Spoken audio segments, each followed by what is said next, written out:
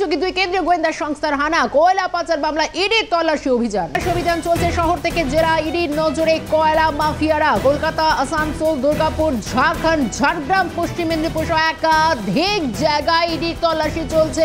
দেখাবো একে একে ছবি। ঝাড়খণ্ড এবং বাংলা বেআইনিভাবে কয়লা উত্তোলন, সেই কয়লা বিভিন্ন জায়গা পাচারের অভিযোগ, আর এই মর্মে তল্লাশি চলছে একাধিক জেলায়। শহর কলকাতা থেকে শুরু করে আপনাদের দেখিয়েছি সকাল থেকে যে ছবি, সল্ট লেক থেকে শুরু করে সিজে ব্লক সঙ্গে ঝাড়খণ্ড ঝাড়গ্রাম পশ্চিম মেদিনীপুর একাধিক জায়গা এই তল্লাশি চলছে। একাধিক কয়লা ব্যবসায়ীর বাড়িতে তল্লাশি চালাচ্ছে তার ইডির রাডারে এই সমস্ত একাধিক ব্যবসায়ী আধিকারিকরা রয়েছেন। এর আগে দেখা গিয়েছে জিডি মাইনিং নামক সংস্থা এবং তাদের এক ম্যানেজারকে সঙ্গে নিয়ে তল্লাশি অভিযান চলছে। তেড়ে ফুড়ে সাত সকালে আবার নতুন করে এনফোর্সমেন্ট ডাইরেক্টরেটের কর্তারা। দেখাচ্ছি সল্ট লেকে সিজে ব্লকের আজকে সকালের ছবি।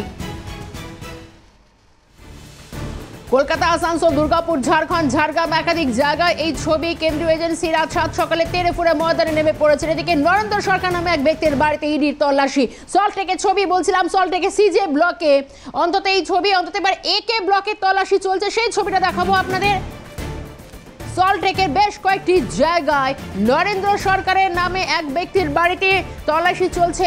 একে ব্লকে যাব, আমাদের প্রতিনিধি শুভজিৎ দে রয়েছেন আমাদের সঙ্গে। শুভজিৎ, সকাল থেকে সিজে ব্লক সহ একে ব্লক একাধিক জায়গায় এই তল্লাশি চলছে, ঠিক কি ছবি?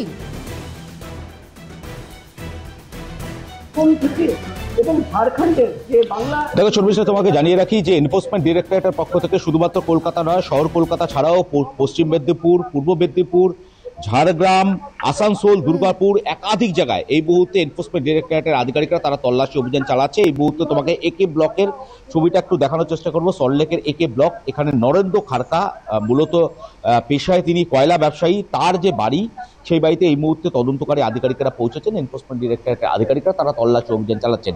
এর আগেও আমরা দেখেছিলাম 2023 সালে এই নরেন্দ্র খাড়কা সহ একাধিক কয়লা ব্যবসায়ী যাদের বাড়িতে তল্লাশি অভিযান চালিয়েছিল এনফোর্সমেন্ট ডিরেক্টরেটের আধিকারিকরা এবং বিপুল পরিমাণে টাকা উদ্ধার করেছিল।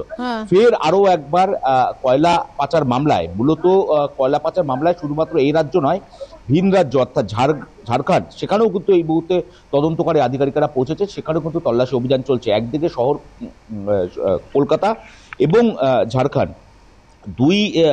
দুই স্টেটের ইডি আধিকারিকরা তারা তল্লাশি অভিযান চালাচ্ছে এই মুহূর্তে। একদিকে যেরকম শহর কলকাতা ছাড়াও রাজ্যের একাধিক জায়গায় এই মুহূর্তে এনফোর্সমেন্ট ডিরেক্টরেটের আধিকারিকরা তল্লাশি করছেন।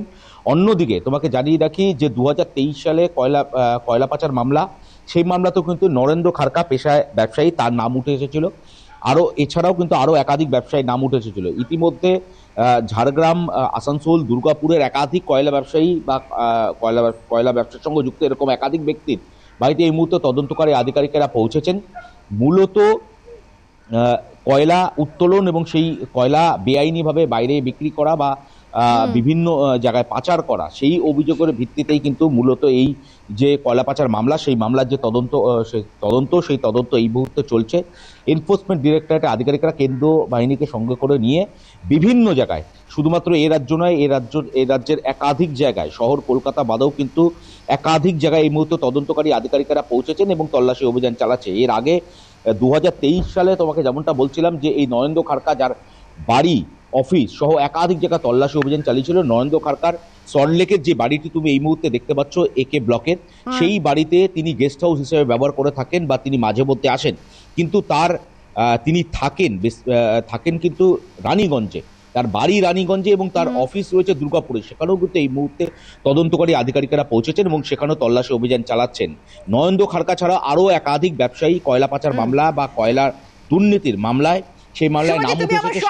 একাধিক কয়লা ব্যবসায়ী ইডির রাডারে রয়েছেন, সেই মতো তল্লাশি অভিযান চলছে একেবারে তেড়ে ফুড়ে 7 সকালে ময়দান। এনফোর্সমেন্ট ডাইরেক্টরেটের কর্তারা শুভদীপ সঙ্গে থাকো, তোমাকে সঙ্গে রেখে আমি এবার সিজে ব্লকে যাব।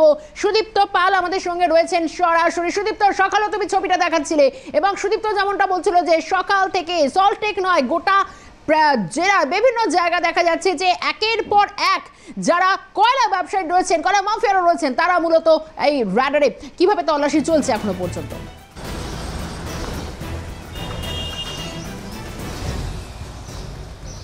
দেখো, কিছুক্ষণ আগেই যে শুভজিৎ যে কথা বলছিল সেই তদন্তের সূত্র ধরে কিন্তু ইডি আধিকারিকরা সকাল 6:10 নাগাদ সল্টলেকের সেক্টর 2-এর CJ3 সেই বাড়িটিতে আসেন এবং এই মুহূর্তে আমরা সেই বাড়িটিতে দাঁড়িয়ে রয়েছি। 3তলা বাড়ি এবং ইডি আধিকারিকরা সেখানে ঠিক 6:10 নাগাদ প্রবেশ করেন। 5 জনের ইডি আধিকারিকদের টিম এই মুহূর্তে কিন্তু বাড়িটিতে রয়েছেন। তার মধ্যে 2 জন মহিলা আধিকারিক রয়েছেন, সঙ্গে কেন্দ্রীয় বাহিনী রয়েছে। আমরা কেন্দ্রীয় বাহিনী কিন্তু নিচে মেন গেটে মোতায়েন রয়েছে, যাতে করে কেউ বাইরের লোক ভেতরে ঢুকতে না পারে বা ভেতরের লোক বেরোতে না পারে। ভেতরে কিন্তু ইডি আধিকারিকরা তদন্ত চালাচ্ছেন। এখনও পর্যন্ত যেটা জানা গেছে, যে ব্যক্তির বাড়িতে এই তল্লাশি অভিযান চলছে তার নাম হচ্ছে গোপাল। এই যিনি এই ব্যবসায়ী, তার বাড়িতে ইডি আধিকারিকরা তল্লাশি অভিযান চালাচ্ছেন, জিজ্ঞাসাবাদ চলছে এবং তার সাথে আর্থিক লেনদেনের বিষয়টি কিন্তু ইডি আধিকারিকদের পক্ষ থেকে খতিয়ে দেখা হচ্ছে।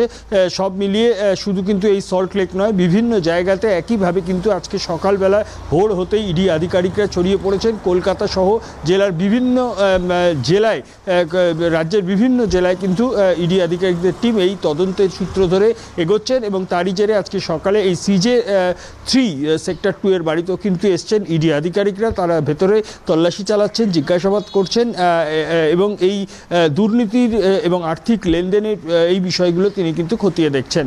শর্মিষ্ঠা, সঙ্গে থাকো, আমি আবারও শুভজিতের কাছে ফেরার চেষ্টা করি। শুভজিৎ, সব থেকে আমরা দেখতে পাচ্ছি সকাল থেকে একের পর এক জায়গায় গোটা জেলা জুড়ে তেড়ে ফুড়ে ময়দানে নেমেছে ইডির কর্তারা। এবার বিষয় হচ্ছে যে কোন সূত্র ধরে এদিনের এই অভিযান। এর আগেও আমরা দেখছি গত কয়েকদিন আগে শুধু তাই একের পর এক যে সমস্ত বালি মাফিয়ারা তারা পর্যন্ত, কয়লা মাফিয়ারা তারা পর্যন্ত স্ক্যানারে রয়েছেন। ঠিক কোন সূত্র ধরে আজকে পৌঁছে গেলেন তারা?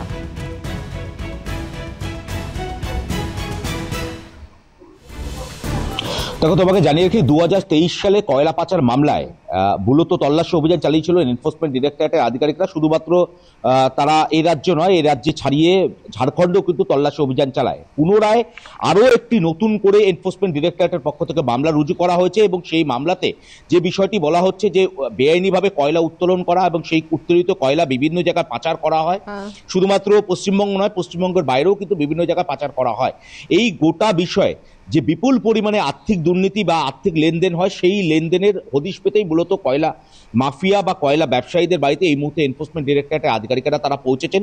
শুধুমাত্র সল্টলেক বা শহর কলকাতা নয়, পূর্ব মেদিনীপুর, আসানসোল, দুর্গাপুর সহ ঝাড়গ্রাম, ঝাড়খণ্ড, সেখানেও কিন্তু এই মুহূর্তে একেবারে ভিন্ন রাজ্য, পাশের একেবারে রাজ্য ঝাড়খণ্ড, সেখানেও কিন্তু এই মুহূর্তে তল্লাশি অভিযান চলছে। এনফোর্সমেন্ট ডিরেক্টরেটের আধিকারিকেরা তারা পৌঁছে গিয়েছেন, সেখানে তল্লাশি অভিযান চালাচ্ছেন। কিন্তু এই যে কয়লা পাচার বা কয়লা পাচারের সঙ্গে যুক্ত একাধিক ব্যবসায়ী বা এই ব্যবসার সঙ্গে যুক্ত এরকম একাধিক ব্যক্তির বাড়িতে তদন্তকারী আধিকারিকেরা পৌঁছেছেন। ঠিক সেরকমভাবেই তোমাকে আরও একবার দেখানোর চেষ্টা করবো। একে ব্লকে এই মুহূর্তে তদন্তকারী আধিকারিকেরা এনফোর্সমেন্ট ডিরেক্টরেটে তারা কেন্দ্রীয় বাহিনীকে সঙ্গে করে নিয়ে এসে পৌঁছেছে এবং সেখানে তল্লাশি অভিযান চলছে।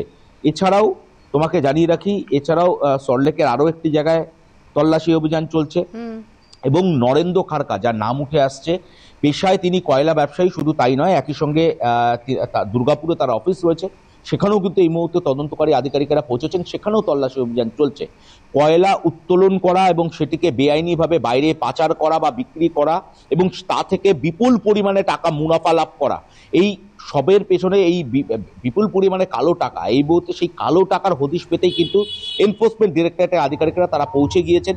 রাজ্যের বিভিন্ন জায়গায় ইতিমধ্যে প্রায় 12 থেকে 14টি জায়গায় তল্লাশি অভিযান চলছে রাজ্যের। এই সংখ্যা আরও বাড়তে পারে বলে কিন্তু ইডি সূত্রপাতের খবর। অর্থাৎ একদিকে যেরকম শুধুমাত্র এ রাজ্যে নয়, এ রাজ্য ছাড়িয়ে ভিন রাজ্যে অর্থাৎ একেবারে পার্শ্ববর্তী রাজ্য ঝাড়খণ্ড, সেখানেও কিন্তু এই মুহূর্তে তদন্তকারী আধিকারিকরা তারা তল্লাশি অভিযান চালাচ্ছে।